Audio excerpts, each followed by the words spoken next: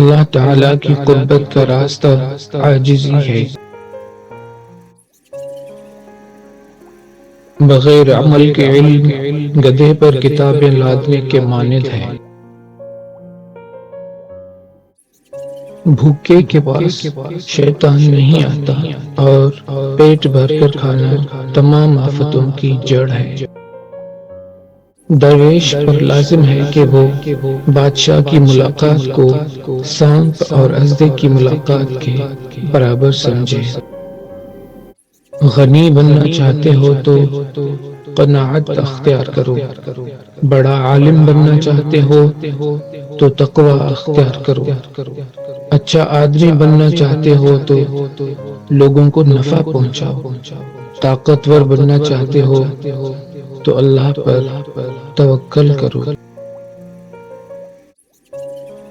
انسان تین چیزوں کا مجموعہ ہے: جسم، روح اور نفس۔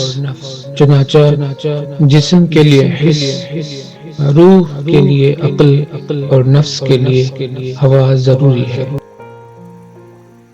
جب اللہ تعالیٰ کی محبت دل میں پیدا ہوتی ہے تو اللہ تعالیٰ کا ہر حکم ماننے سے دل کو خوشی حاصل ہوتی ہے۔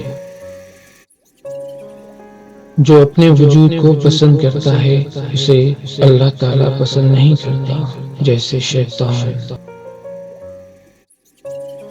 جو انسان اپنے آپ کو نہیں پہچانتا وہ اللہ تعالیٰ کو بھی نہیں پہچان سکتا۔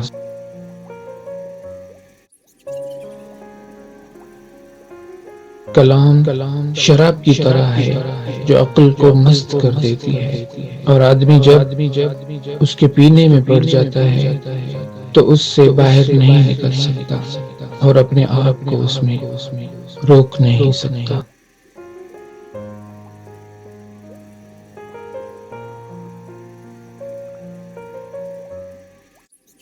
پروانہ ہمیشہ شمع کی طرف ہی جاتا ہے، بس اگر پروانے کی طرح مومن بھی شمع حق کا پرستار ہے تو مرتبہ صدق و رضا پا سکتا ہے۔